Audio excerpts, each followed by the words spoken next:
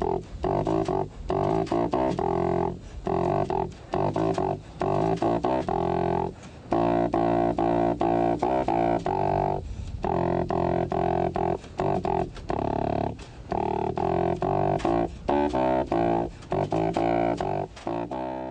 hello everybody. We're back. It's time for Huell's Gold. I'm Chris. I'm Allan. Here we go. Where are we this week? We're in Santa Cruz. You're darn tootin' we are. I'm excited about this one. Have you been there? Yeah, I've been to the Boardwalk twice. Oh, okay. I've been to Santa Cruz, I think 3 times. I went by the Boardwalk. Yeah. I hadn't watched this episode yet, so I didn't know what I was missing out on.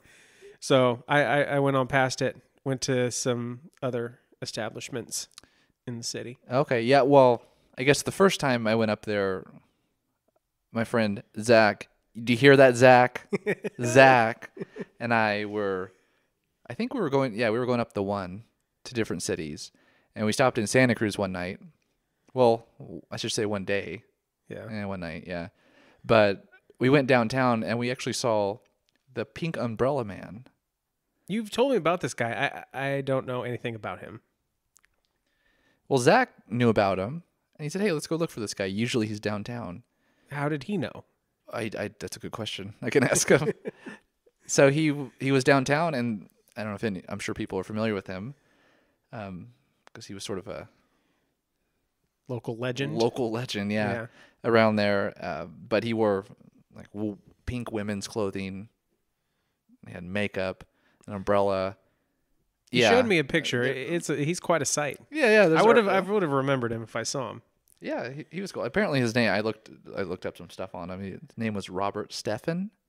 Okay. And there's some sort of lore about what he did in the past before he became Pink Umbrella Man and now currently an artist. Some say he worked for NASA. Oh, really? Super secret projects. All right. But he left because, you know what, they don't know good ideas when they see them. Whatever you say. Pink Umbrella Man. Well, I kind of wish I had gone to the Boardwalk more because it looks great right off the bat. Because cold open, we see Huell. This is a gondola? Is this what this is? I'm gonna go with gondola. Yeah, he's literally hanging out. Yeah, he's hanging up over the boardwalk with Louie popping the shot over his shoulder back, looking at Huell coming towards us. Huell, they're hanging out there for a couple days, just ready to check the place out. Yeah, and later, well, when they, it's getting a little ahead of ourselves, but the roller coaster ride, we actually see Louie getting a shot of the roller coaster from the gondola. Right. That's right. It's pretty clever. But the theme this week is quite interesting too. You've already heard it. You must be wondering, if you haven't seen this episode, you must be wondering, what is this tootin' sounding thing? And if you haven't, it's even hard to. It's not even just big. It's gargantuan. Yes. Saxophone. Yeah. So basically what this is a man on the cliffs along there holding. If you look at the shot, it looks like a tiny man holding a regular sized saxophone, but no. Don Stevens is holding what I believe was called a contrabass saxophone, which I think it was like 102 inches long. I've looked this up because his name is on the shot there. It also lists him as being part of the Nuclear Whales Saxophone Orchestra, which very cool name. Oh yeah. So I had to look this up, and turns out that this kind of my two paths crossed as far as two of my favorite obsessions. California's Gold and collecting odd records, because I found the 1985, I believe it is, Nuclear Whales Saxophone Orchestra LP on eBay. It's coming to the house right now. It's on its way. Well, in your head, when you were thinking about buying this, how long did that take you? Oh, it looks cool. Yeah. Click. Well, yeah. Or was it? Because I looked up the don't know. information. I saw that it existed. I saw like that it's definitely not an expensive record, but a lot of these kind of things aren't, available everywhere. Looked on eBay. There it was. Buy it now. Click. Done. It was, There you go. 1 second, as you said. But it's quite an interesting theme. You heard it. It probably blew out your speakers. Hopefully not. It's the wildest intro so far. So far, I mean, there's cool intro. This one, you almost you do a double take when you see it. Yeah. But once we're leaving this, we continue with our opening credit. You're seeing shots of the boardwalk. Now, just about everybody likes to go to a good amusement park, especially if it's located right on a sunny, beautiful beach. But when you visit the Santa Cruz Beach Boardwalk, you're not only going to have a good time, you're going to be part of history. You see, the grand old boardwalk first opened up back in the early 1900s with a pavilion and a casino, and quickly became a big hit. The fact that the boardwalk's original Neptune casino burned to the ground back in 1906 didn't seem to slow things down a bit. In fact, over the years, it grew in popularity, with all kinds of neat rides, and the opening of the Coconut Grove, which had big dances to the tunes of big bands. Today, the boardwalk is as popular as ever, and now it's the only major oceanside amusement park left on the West Coast. Set on a mile-long sandy beach, it's been designated a California historic landmark. We're seeing another shot of the gondola as we see the map come by, and it's like what is that? That first thing? Yeah, is that like It's, I don't know if this is the correct term. It's a caveman. like a fiberglass caveman? Yeah, he's just hanging out, and I think if it's for a single person to ride it. That's what I was thinking. Like these loner riders, they have to go with the fiberglass caveman on the gondola, which I guess you're not going to feel so lonely if you're up there with that. No, that thing. Yeah, because I've ridden it twice. The gondolas? The gondolas. Yeah. Oh wow. It's always the first thing you ride. It's like $7 or something crazy. I don't know. It's not crazy. I shouldn't say that, but it's you're spending some money when you go to the boardwalk, and let me ask. To me, what? What? The next group that comes by is a couple making out on the gondola. Uh-huh. Is that what we did? Yeah. No, we just peck at each other's faces. We did 10 times. Right. We cycle it like that, yeah. That's a window into the lives of the married couple over here, I guess. Anyway, so the clothing and the people on this boardwalk scene, did you notice anything? That Jordan shirt. Yeah. Yeah. I want me that Jordan shirt. It's so cool. It's kind of like a all over print t-shirt, Jordan, big slamma jamma on the back there. It's cool. There's lots of good 90s clothing in this. That's not a Bugle Boy shirt, is it? If it is, it might have been me. Yeah. Loved me a Bugle Boy. Mm-hmm. Head to toe. In fact, in my junior high school graduation picture, I'm wearing a Bugle Boy short sleeve denim shirt with silver buttons. Junior high? Junior high. Okay. Hair slicked back, looking good. Nice. Yeah, I used to wear Bugle Boy. My brother, because we would shop at Mervin's, which, see you later. Yeah. Yeah, my brother used to have to buy the Husky pants. He hated that they were called Husky. Oh. Anyway. Poor guy. Yeah, what can you do? Yeah. Back to the show. Who do we got Huell talking to here on the boardwalk? Because she's like a representative of something, right? That's old Ann Parker. Everyone knows who she is. Of course. Yeah. She's just giving the lowdown and all the stats of everything on the boardwalk here. And it's funny because she's throwing a lot of like rider statistics. Like factoids. Yeah. And she's giving out these facts and figures about the boardwalk. And we see something that I'm surprised didn't happen every single show. And they must have had to cut this out.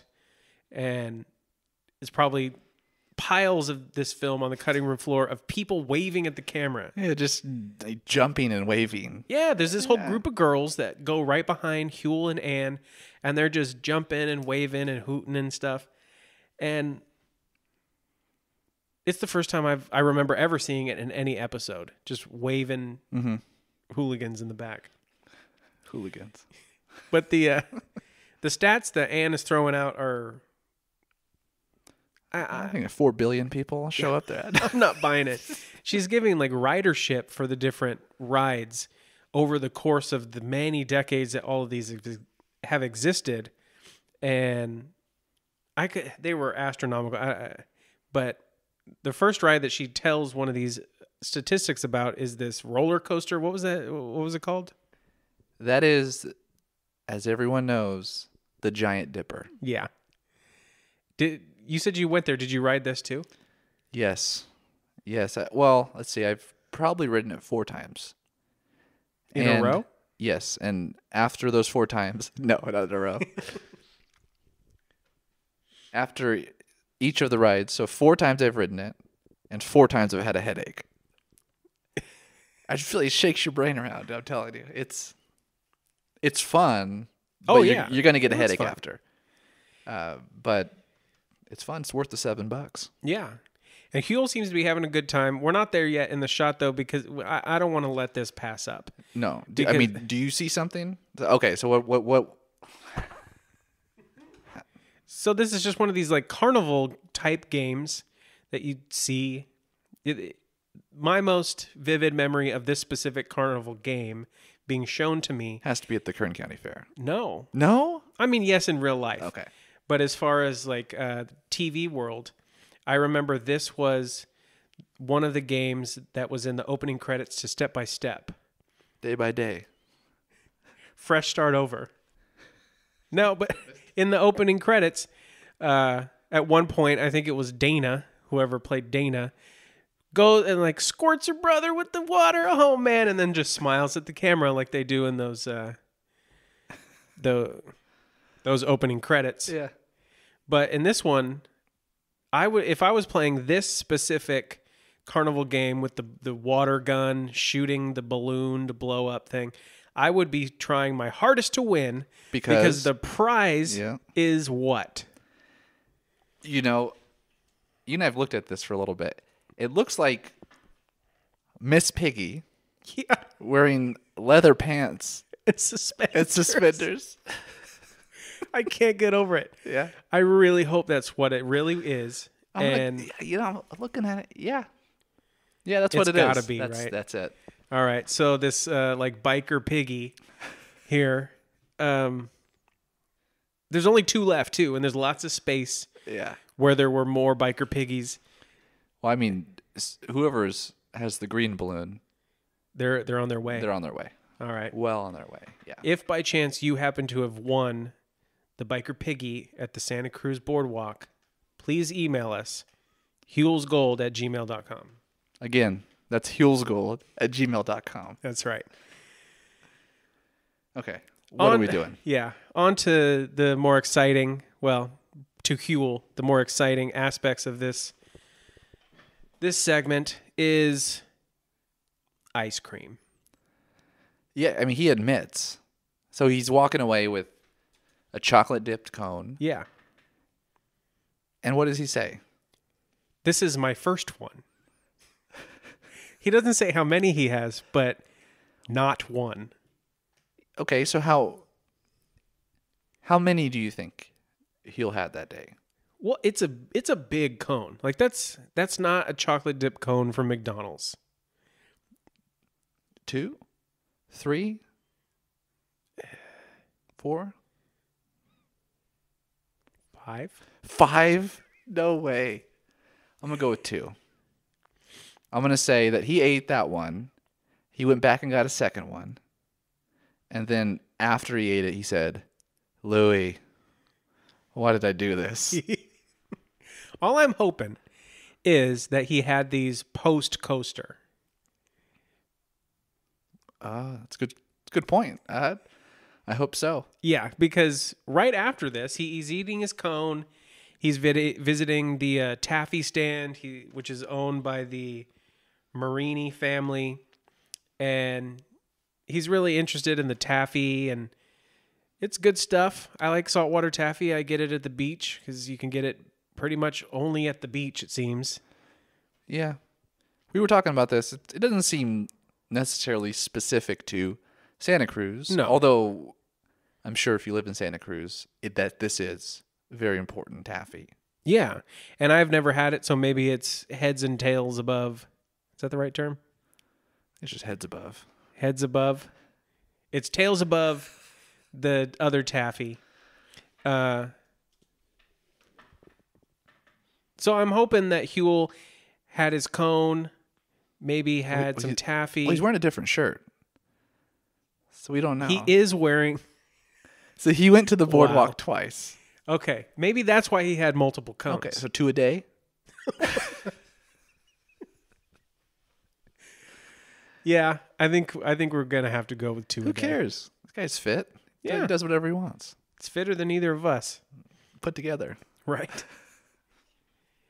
He's here at the taffy stand, and he's interviewing a pretty good-looking guy right here, don't you think? I think so. He seems very relaxed.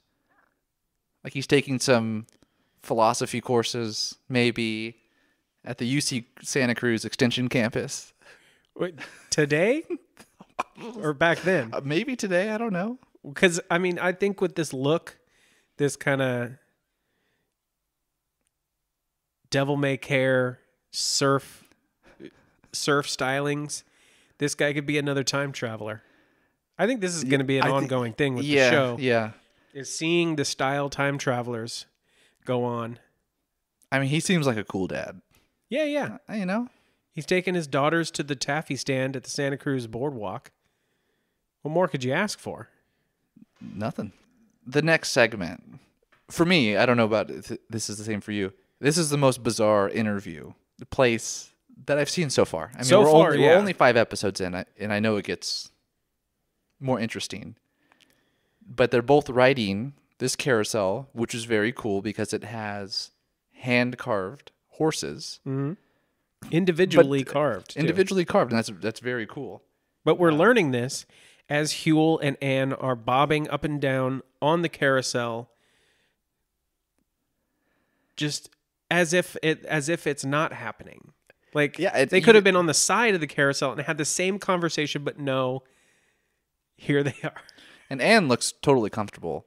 Yeah. Huell looks comfortable too, but he's about 2 feet too tall. Right. Yeah. For the ride. But, you know, they have an interview, and she mentions that I think it was built in 1911. Yeah. And something like, at least when this episode came out, which would have been 91. Yes. Right? That 50 million people have ridden it. It's another one of these statistics. I can't verify this. No. And Ann doesn't cite her source. Exactly. So we're going to have to, if she's the spokesperson for it, though, I guess we're going to have to take her word for it. But, you know. Well, how many people would that mean have ridden it now from 91 to now? Like, how many more millions or billions? Right. Population's only rising here. Why not trillion? Right? I mean, if McDonald's can have served trillions of burgers or whatever they claim, also, how are they verifying that data? I mean, they have sales receipts. You know, who are you? Who are you to ask that question?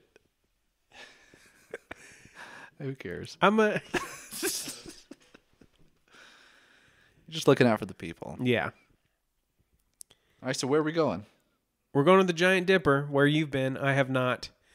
I wish I had, having seen how much fun Huell has while riding the Dipper. And this is quite a shot, don't you think? Because it's total action. Yeah, this is the most action-packed shot I feel like I've seen so far. Total. A lot of so fars are occurring, you know, in this, at least this episode out of the first 5. Total nonstop action, for sure. Now, what's the deal on this roller coaster? This is a historical landmark, It is. too. It's a National Historic Landmark. Why? 1924. Are you nervous? Riding on a 67-year-old coaster here? here. That's sturdy. Very sturdy, yeah. Stood up Why in is the it a earthquake. historical landmark? Well, it's unique, and it's wonderful, and it's... Oh, it's great. Louie, Put your hands up.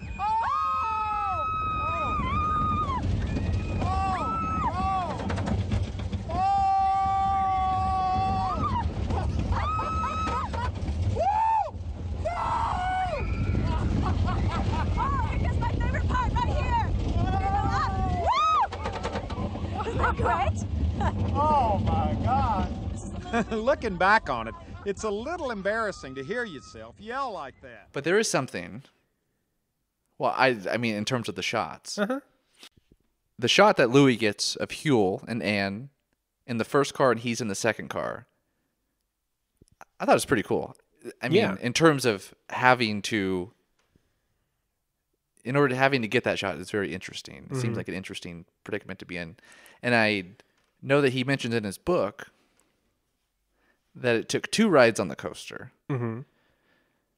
And I did notice, though, in the book that it doesn't corroborate with what we see on this episode, because he mentions first being in the first car, looking back, and then he mentions a shot of being in it and shooting it from Huell's perspective. Yeah, that's not in there. Neither of which are on the show, but this isn't to say maybe they wrote it again, and then the other shots were cut out. We know that they were there multiple days eating multiple cones. Oh, true. That's very true. Having multiple rides, getting multiple shots, but this is only a 30-minute show, so they only had time for one of those shots. Plus, Louie's writing this book how many years later? 27 years later?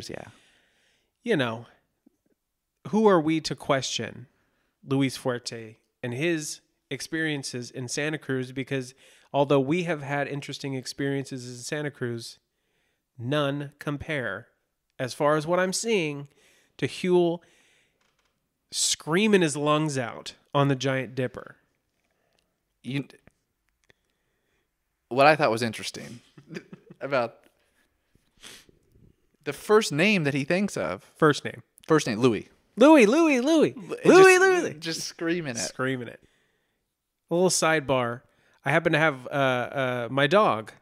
His name is also Louie. I didn't name him after Luis Fuerte. I guess I could have said that. It would have made it sound like I was... It would have been way cooler if you did, yeah. I actually named him after 2 different other celebrity people. Louis Armstrong. No. No, I'm not a big band fan. I mean, he did play a good horn, but I'm more of a saxophone man now, if you can tell. Yeah. The nuclear whales are my bag. What was the name of the sax? It was contrabass? Contrabass. Contrabass sax? Okay, contrabass. No, I named him after Louie Anderson, the comedian. And you used to watch Life with Louie. That's right. And Lou Barlow, who is in Dinosaur Jr. and Sebado, among other bands.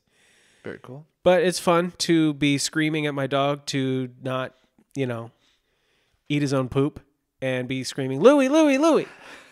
And think of Huell doing the same.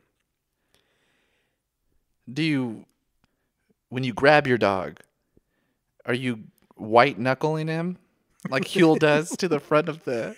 I would be afraid to be crushing his little bones because Huell is grabbing the front of the roller coaster car for dear life. Yeah. That's all I could see in the shot. I wasn't looking at the terrain or the coaster. It was just Huell's white knuckle tight. And I love it. Anne she's just flowing. The contrast between them. Her hands are in the air. Right off the bat, she says, no, put your hands up. No. Not even close. Not even for a second. Also, the thing with, Huell riding the roller coaster that I noticed, he never took off his Ray-Bans. That's right. He didn't. I mean, as a almost lifelong glasses wearer, I've gone to many amusement parks, and it's a constant struggle. Yeah, it's something I think about. When I was a younger kid, I would have those little strappies in the back to hold them tight. Now it's Did you play soccer with goggles or prescription goggles? No. I was not Kareem Abdul-Jabbar on the basketball court. But no, he's a brave man to just let the glasses stay on. Because what did they say this coaster goes? The speed? On the show, they say 55 miles an hour. On the website, it says 46. Split the difference. We'll split the difference. Sure. Shoot, what's the math on that? 51 point something. I don't know. Cool. Leaving the boardwalk, we move on to our next segment, which Huell explores the history of surfing, which coincidentally is Chris's favorite sport. And you have your fantasy surf team set up, right? Sure. Okay. Yeah. So, let's let Huell talk about where he's going. Yeah, now. let's hear it. Well, slowing things down a bit, we had heard from a lot of people that Santa Cruz is the place to surf on the West Coast. That, in fact, it was the place where surfing first came to the United States from Hawaii back in the 1880s. Well, as you can see, when we were there, the waves weren't exactly cooperating. In fact, it was kind of sad looking out at all those surfers sitting in the ocean waiting to catch a wave, and if one did come along, it was kind of puny. But that's the way it is sometimes during the summer months. And undeterred, we decided to visit the Santa Cruz Surfing Museum, which sits out on Lighthouse Point on West Cliff Drive. Now, this neat little museum traces over 100 years of Santa Cruz surfing history and is filled with memorabilia, stuff like old pictures and old patches and a ceiling full of surfboards. The day we dropped by, we met 4 locals who were some of the founding members back in 1936 of the Santa Cruz Surfing Club, and it turned out they were ready and willing to talk about the good old days. So what was the first thing you noticed about this next area here that Huell's at? The area, well, the first thing I noticed were the names. You know, you got old Pinky, Yeah. Piedmont, you got Hal Goody, Bob Gillies. and Bill Grace. Well, Cool names, I think. yeah, you skipped right by what I feel is a very important part. Okay, what is it? Yeah, we're seeing our second lighthouse. Yeah, you have this thing about lighthouses. I love them. I'm loving them more as I get older and older. There may be a cross-stitched lighthouse framed picture in my record room of my house. Which lighthouse? 4 different lighthouses. Okay. 2 of which I've been to in person. Other 2 on the list. In fact, this is kind of a historic lighthouse as far as my life history goes, because 2 top 5 friends who both spent time at Santa Cruz, and one of them, my friend Andrew, he took me to Santa Cruz for just a little friendly friend time road trip to go record shopping, and we're going up the one. I say, "Oh, look at that! I've never been to a lighthouse before." Oh, all right, let's pull right off. He doesn't know that the excitement is boiling over inside me. In fact, he didn't even know how much I liked lighthouses until today.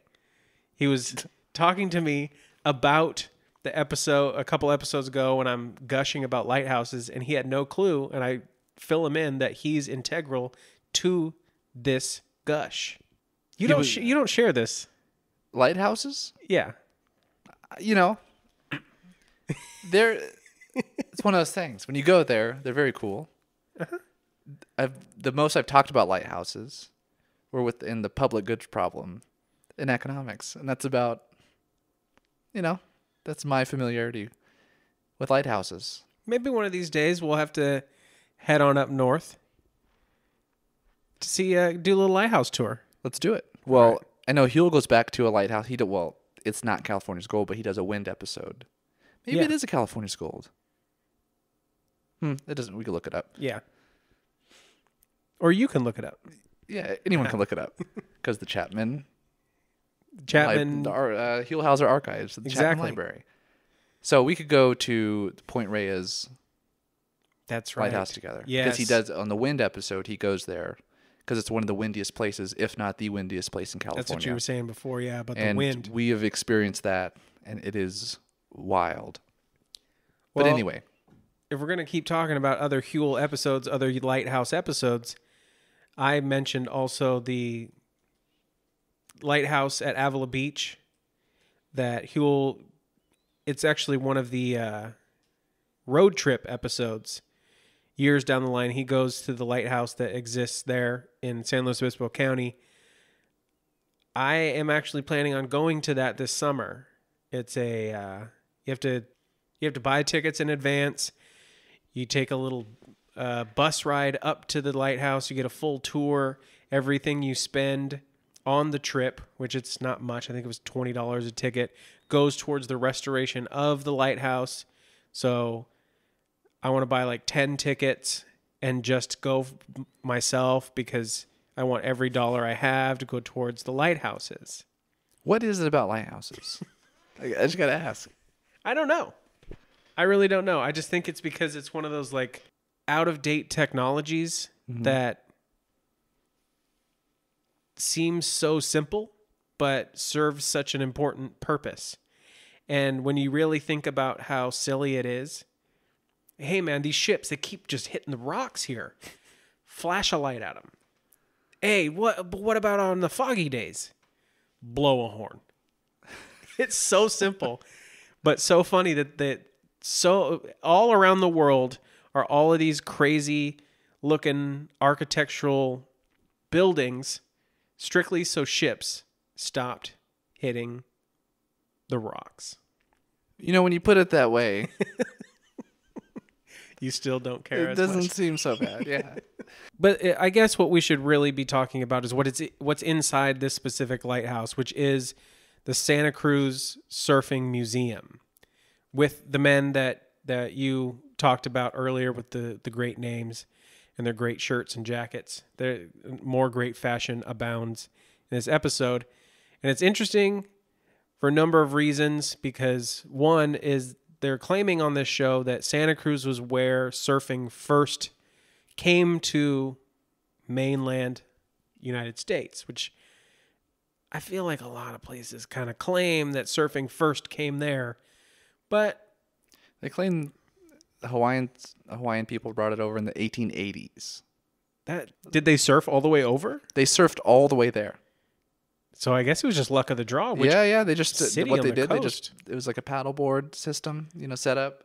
Just taking turns. They took their 16-foot long, 85-pound boards and just. That's how long some of these guys were saying these boards were, which is crazy to think. Because I mean, we're just in your house here, and these are 10-foot ceilings, and that seems like a long enough board as it is. No, that's big. Yeah, that's huge.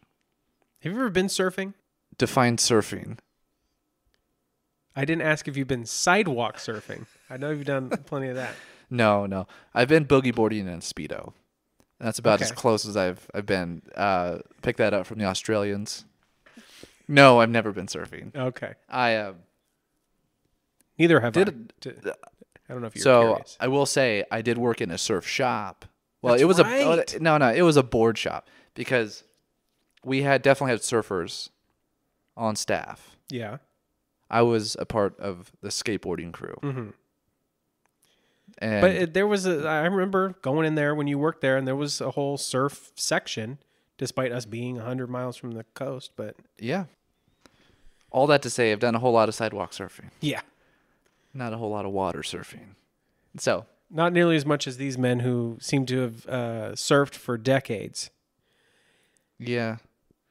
That's true. At least there's decades of time between when they were surfing more regularly and the young guys that they then talked to, because much like the interaction at Moimel back in the episode we had at the Central Coast, episode 2, there's a there's like the old guard interacting with the new young whippersnapper kind of a situation, because he has the old surfing style representatives with these new young surfers. There's lots of mutual respect going back and forth, but you can tell the comparisons are happening. Yeah. And he'll ask, how heavy is your board? 8 pounds. No, how heavy was your board? 85 pounds. Like these weenies. Yeah, exactly. And some of these the young surfers sound so articulate when Huell is interviewing them, but then there's the one kid with the with the blonde kind of surfer cut, the Yeah. 90s surfer cut. Yeah, and his friend acknowledges, yeah, he needs to do more than just surf.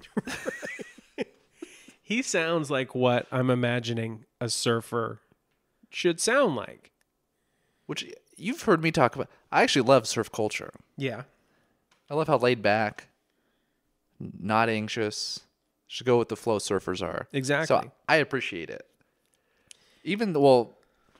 There was the only controversial thing that, and Huell catches on to this, is when he's talking to a younger guy about Santa Cruz. He says, yeah, Santa Cruz is the thing. Yeah, I didn't get what he was starting to say there. Oh, okay, the thing. And, Huell picks up, he says, okay, what do you mean by the thing? And he says, it is the place to surf. He said, you're going to make some people in Southern California upset. And he just kind of... He said it's weird down south. Oh, he does say that. That's he right. said it's weird down south. You're going to make a lot of people upset. I don't care. Basically, yeah. Just I don't care. Whatever. We should throw in that the locations, which I'd never heard of these locations, but Huell says Steamer Lane, which is where we see some of these younger surfers doing their thing, is like one of the most world-renowned surfing spots. Which it, didn't look like that. No, it was pretty. It's pretty. It's pretty dead. Yeah. And then they're heading off to Pleasure Point, which is another young surfer doing his thing. And, he has to, scale this cliff to get down to the surf. And he does it. Just I'm Like surprised. a goat. Like a mountain goat. But mountain goats aren't holding heavy 8-pound surfboards. True. Was it 8 pounds? 8 pounds, yeah. So the surfers just keep getting younger as Huell is going down the coast. And then we see him interacting with these really young kids. They look maybe 11 or 12. And he's really just trying to... Between them, there's a... Well, how did he get to that next spot to find these really young kids? Well, he saw a hearse with 2 surfboards on top. Let's just said, follow hey, them. They must know where to go. Follow them, yeah. But he meets these young surfers, very young surfers. Yeah. And really their conversation is trying to work out different slang terms. Yeah. What was it? The first one I wrote down was Helgies. Helgies, and then he mentioned that he's it's like a grom. That didn't really help Huell. And then in this conversation, it moves forward, and they come to the point where he calls them, they call themselves initially surf rats. And then what does Huell say? What does he call them, or how does he describe them as they're running to the water? So as they're running to the water, there go my little surf rat buddies. And these little kids just run off into the surf. And it seems so weird coming from Huell. Like them calling themselves that, but it really struck me. Surf rat buddies. My little surf rat buddies. And this next segment that Huell segues into is great because he kind of is doing a little callback to the segment we're still in and kind of flowing into. Because if you may notice, having seen this episode multiple times, you do notice that every wetsuit that a surfer is wearing is one brand. Now, I don't know if you've noticed it or not, but every single surfer we talked with was wearing a wetsuit. And just about every one of those wetsuits was manufactured by O'Neill. And it just so happens that O'Neill is headquartered in Santa Cruz. And Jack O'Neill, the man who is credited with inventing the surfing wetsuit back in the early 1950s, lives in Santa Cruz in a beautiful house right up over the ocean. He had heard we were in town and invited us over to meet his family, including his dog Boris, and to talk a little bit about his famous invention. And in true Santa Cruz style, we decided to climb up on the roof to talk. Which we just need to get this out of the way. The guy has an eye patch on. He does.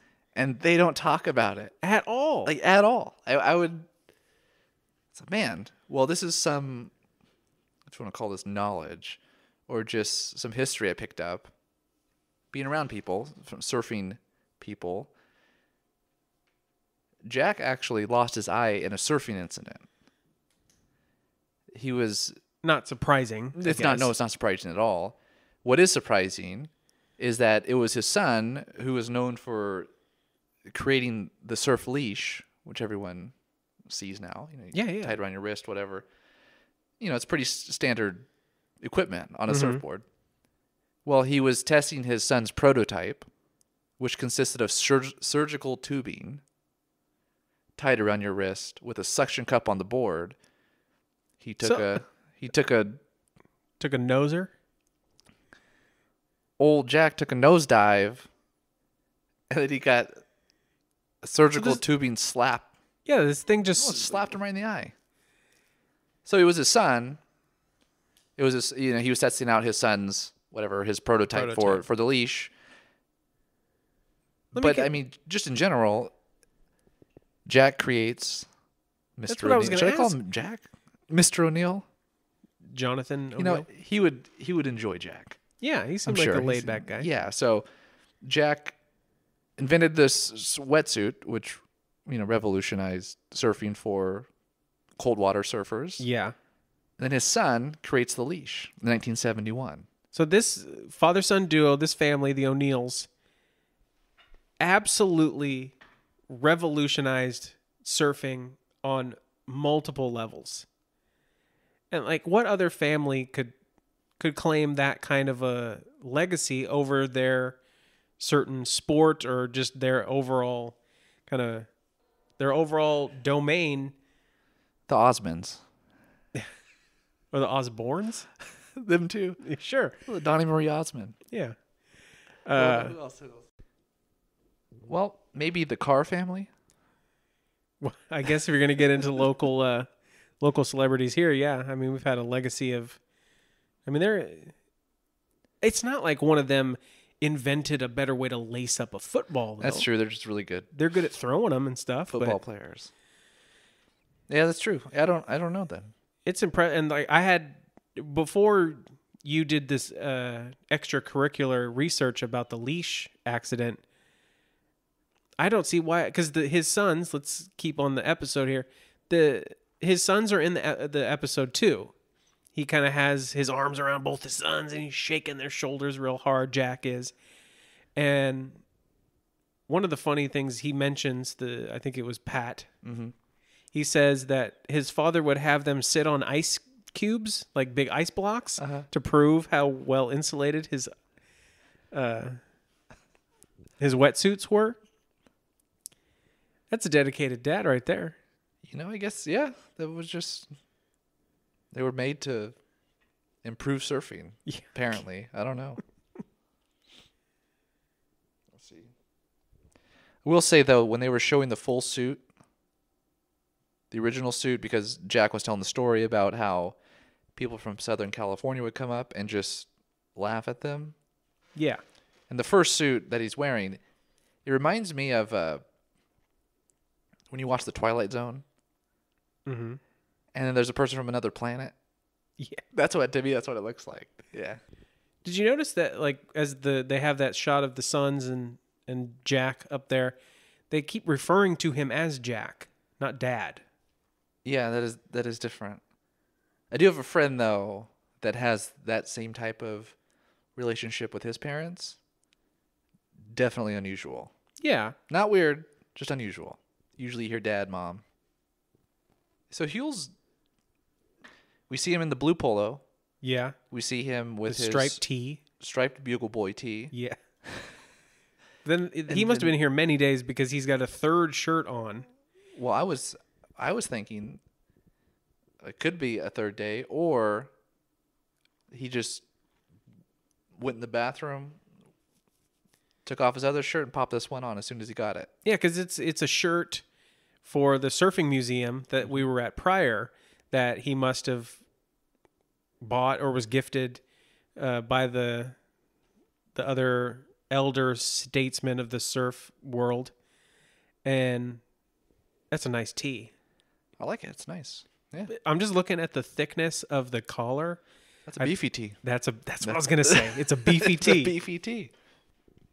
Well, this kind of brings us to the end of this segment, and this is actually the different kind of layout of the show. Did you notice that? Yeah, he just went to places in the same spot.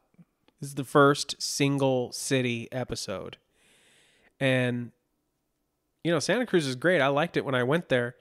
And I can tell why this would have a lot going on. But a lot of the cities and places that Huell went to, I think he could have stayed, made each segment a specific episode. I'm glad he's getting in this mode. Didn't Louie say something about that in his book?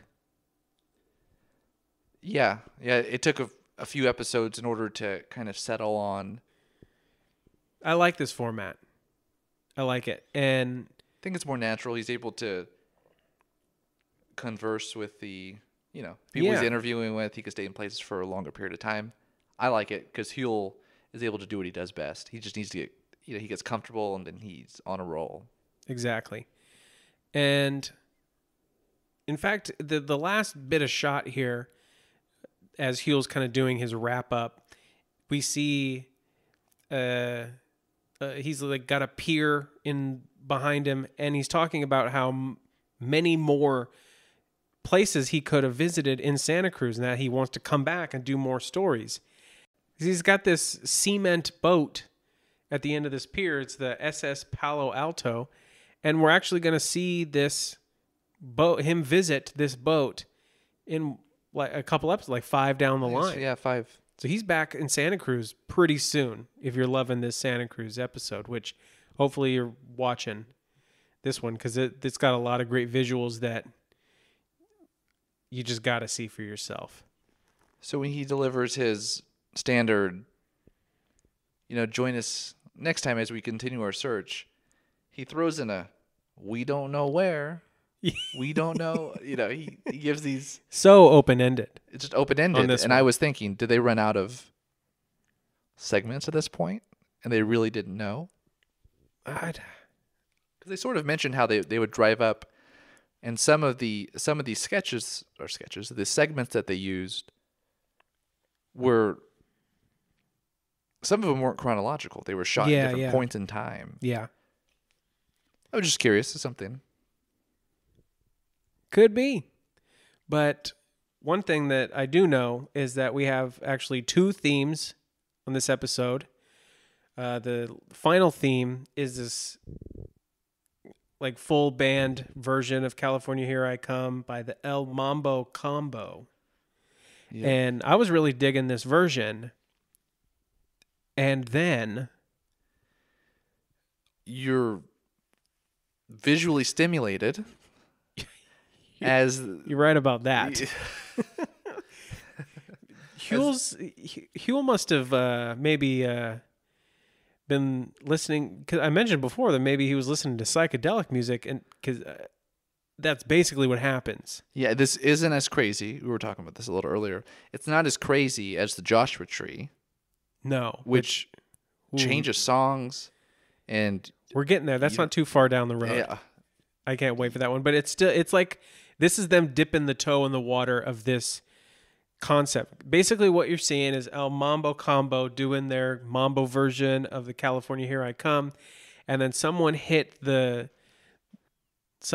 inverse button or something, because the colors, the negative, it's like a negative image. Yeah, like bam, invert. And the song just switches to this kind of like pan flute, private press, weirdo song that, what a description. I want to play this in my car all day. It's fun. Yeah. It's great. Yeah, but you get some nice surfing shots. Yeah. Definitely extra footage. For sure. And worth watching the credits for this one. Yep. Because it's visually and audibly invigorating. Makes you want to surf, yeah. That's right. But that's about it for this episode. It was a good one. Couple things I wanted to bring up. First, you may have noticed I brought up in episode 0 that we're going to be doing this amazing rating. I've been throwing them up on the descriptions. it's kind of discouraging because each one I'm putting 0. And it feels like I'm saying that this is not an amazing episode. Which is not true. Not at all. It's just, we kind of maybe got ahead of ourselves because Huell doesn't really use that as his catchphrase for a number of years down the line. But I'm waiting to see that first time he throws it out.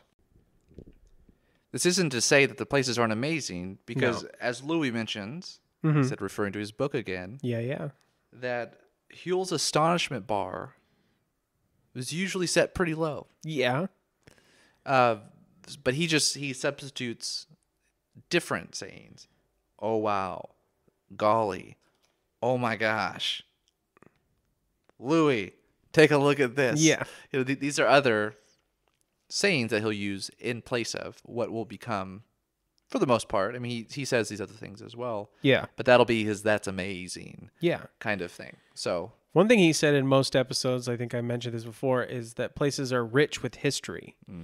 And I feel that's just as important of a saying as any, because it's very true. And in fact, we're going to be continuing to see how rich the history is in all the places that Huell searches for California's gold. In fact, where are we going next week? Next week we're heading down. Well, I guess it depends on where you're from. But for us, we're going to be heading down to Los Angeles. That's right. And we're going to see the La Brea Tar Pits. Oh, which yes. Your third favorite movie, Last Action Hero. Never Arnold actually falls- seen it. It's Still the it's a third. main scene Yeah. in Arnold Schwarzenegger's Last Action Hero. Yeah, no, we do other things there too. We look at Grand Central Market. You go to UCLA, see the Buried Bridge, Little Tokyo. That's right. Be some cool stuff. Yeah. It's good LA stuff. Yep. Well, That's about it. that's it. So we really hope that you come along with us next time as we continue our search for Huell's Gold.